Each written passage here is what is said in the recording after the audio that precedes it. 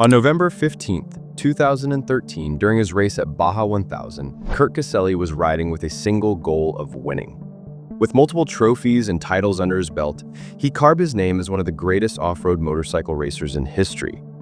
However, on that fateful day, when anticipation was high and victory seemed within his grasp, tragedy struck, robbing the world of racing from its finest talent. Join us as we cover the life of Kurt Caselli, a tale of speed, unwavering dedication, and a haunting realization that sometimes the pursuit of greatness could lead to a devastating end. Kurt Caselli was born on June 30th, 1983 in Palmdale, California, to some of the renowned rally racers. From an early age, at just 4 years old, he developed a deep love for motorcycles, particularly racing, by continuously watching his parents. In fact, Kurt later said in the interview that his father used to take him to the deserts where he learned to drive his first Yamaha PW50 motorcycle. And this experience, which initially started as just a hobby, turned into passion that only grew stronger as he got older. In 1995, at the age of 12, Kurt made his debut in off-road through Enduro, and just a couple of years later, he achieved his first victory, earning him the title of Mini Enduro K1 Champion. And that was not it, as by the time he turned 19, he had made quite the reputation as a fierce driver by winning multiple races across the country, such as Desert Championship in 1998, Amateur Championship in 2000, and KTM 125 in 2002. Over the years, off-road had been typically associated with extreme training and rigorous workout sessions, where racers spent months and sometimes even years to hone their endurance and stamina. And Kurt didn't shy away from this experience, where according to his fitness trainer and loved ones, he trained hours daily just to build the mental toughness and physique required to ride a motorcycle for a longer period of time. And this training helped him in the upcoming challenge, when Kurt decided to shift his focus to an even bigger stage and competed in the International 6 Days Enduro, which is more commonly known as the ISDE. His father, Rich, supported his dream and wanted to create an American dream team to represent their country. Rumor has it that Rich spent all his savings and even raised money through small fundraisers in their community, just to get Kurt and his team to compete in ISDE for all those years. And although the American team didn't secure any victories throughout the years, Kurt dominated during the races, securing 2 wins in his E3 class and was the top finishing American rider 8 times. In fact, his remarkable performances earned him the title of Captain America worldwide, and it was clear from that point that Kurt had made a strong impression on motorsport. But despite his fierce reputation on the bike, Kurt was a humble and funny personality, devoted to his family, and loved by fans. He loved to help people, whether it's family, friends, or even neighbors. He did what he could for anybody who needed help, his mother Nancy Caselli said later in an interview. In 2007, while still competing for ISD, Kurt made a significant shift to his career and decided to make his debut in Works Championship. And it was during this series he went head-to-head in a thrilling battle against Nathan Woods, Robbie Bell, and Ryan Hughes, achieving victory on his first attempt. However, amidst the 2008 season, tragedy struck early on July 2nd when Kurt lost his father because of cancer, which reportedly affected his performance during the races. And after spending days, or arguably weeks, remembering his dad and their memories together, he soon realized that the best way to honor him would be winning more titles. Just a few days later, on July 12th, he organized a race day to honor his father, where, according to some sources, hundreds of people who had known him and heard the name Rich Caselli showed up. And although Kurt didn't win any championship that year, he won a few rounds which he dedicated to his father.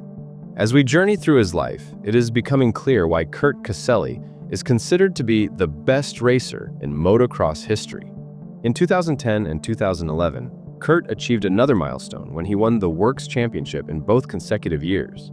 Not stopping there, in the same year he transitioned back to AMA Hare and Hound Series. Backed by KTM, Kurt dominated the racetrack and triumphed in 2011, again 2012, and one last time in 2013.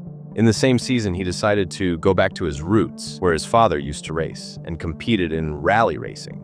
And just a few weeks later, he turned heads when he took his first big international rally win in the Ruta 40 in Argentina.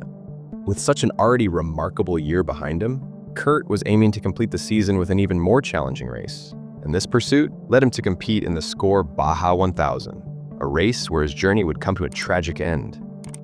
Known as one of the most dangerous races in the world, Baja 1000 was an extensive test for a racer's skills and willpower. At roughly 1,000 miles, or sometimes even more, through the treacherous terrain, where some even say that the locals try to sabotage the road through booby traps, this challenge was not for the average racer. And for Kurt, who lived his life pursuing challenges, this was the perfect stage to test his skills to the fullest. According to his family, friends, and coworkers, Kurt trained intensely for weeks before Baja, and he was quite confident that he'd bring home the victory. On November 13, 2013, Kurt, along with his teammates Mike Brown, Candell Norman, and Ivan Ramirez, arrived at Ensenada. Just a few hours later in the evening, during the first ever qualifiers in Score Baja history, Kurt seemed unusually confident and relaxed, and this attitude, in fact, helped him secure the first starting position for the following night. With just 2 seconds behind him, Colton Udall from Honda managed to earn the second starting position, while David Pearson from THR Kawasaki got third place. And just the next night, at around 11 p.m., the race was set in motion, where Kurt quickly sped through the dust clouds and disappeared in the darkness. However, just traveling for what seemed like 70 miles down the track, the THR Kawasaki team ran into a major problem, where reportedly their motorbike ran out of fuel. Plus, their chances of recovering almost disappeared a few miles later, when one of their riders crashed his motorbike, making them unable to continue the race. With THR out of the picture, KTM and Honda went head-to-head, pushing each other beyond their limits, which added an extra layer of excitement during the race. For the rest of the night, KTM held their lead position while swiftly switching teammates and tackling every challenge the road offered. But during the race, where stakes are high and margin for error is thin, pushing too much could also pose many problems. And this is what happened on November 15th, when the KTM team ran into some problems where they had to replace the front brakes, which made them lose their lead. Despite this setback, Ivan Ramirez, who was on the wheels that time, remained undeterred and managed to recover their position behind Honda. And it was around this time Ivan switched with Kurt for the final stretch of the race. At this point, with just a few hundred miles left, Kurt found himself in a battle with Colton Udall for the first place. But after traveling a few more miles down the road, something unexpected happened. Udall hit a cattle guard sideways, where he broke the front wheel of his motorbike and came to a long halt, which was enough to give Kurt the edge he needed.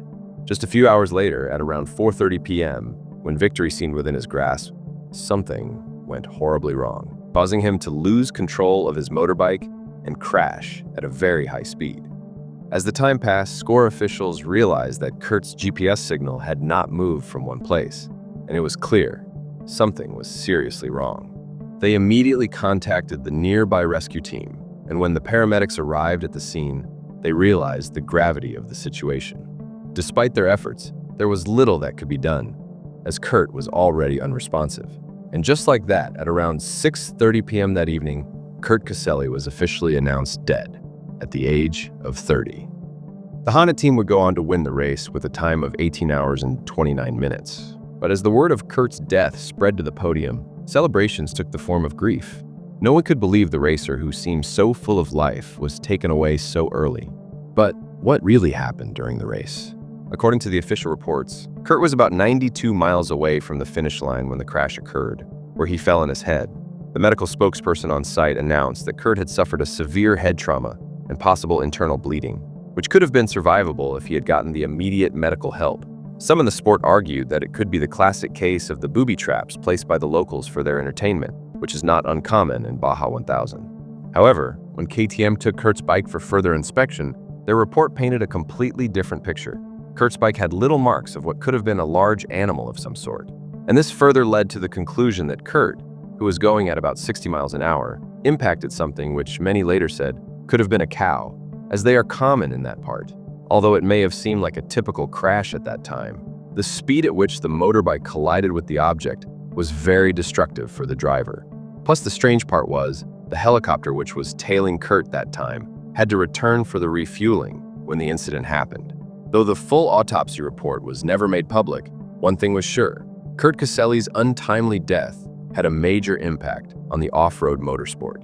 Kurt's mother Nancy heard the news through his mechanic, and even though she was devastated hearing the details, she issued a statement telling that he went out while doing what he loved. And just a few days later, on December 6, 2013, his family hosted a memorial ride day at Helen Raceway in Devore, California, where reportedly hundreds of riders arrived to pay their tribute. Just after the final laps unfolded, Nancy announced the establishment of a special project for the off-road community, which was named as the Kurt Caselli Foundation. This was aimed at improving the overall safety of riders, making sure that no one else would have to face what Kurt did during Baja. In 2016, something remarkable happened, when the riders who Kurt trained in the past achieved the team victory in ISDE, completing the dream Rich and Kurt once shared. And on that auspicious day, many believe that somewhere above, Kurt and Rich were watching, and maybe even smiling, feeling proud of the legacy they'd left behind. Kurt Caselli was arguably the best racer the sport had ever seen, and this further cemented on December 6, 2019, when Kurt Caselli's name was officially entered into the AMA Hall of Fame. In the upcoming years, when more and more people went to his crash site, they couldn't help but to wonder how a trained rider like Kurt ended up crashing there. In fact, when they looked at the surroundings, there was nothing obvious which could have caused the tragedy. This left many wondering that maybe it was a twist of fate, or maybe Kurt was at the right place at the wrong time. But one thing is clear, that Kurt Caselli was the legend, and legends don't fade, they ride on. So what are your memories of Kurt Caselli? Let's hear it in the comments section. And if this story moved you, make sure to check out the rest of our channel, and hit subscribe so you don't miss on our future uploads. That's all for today, and we'll see you in the next video with a new tragic story.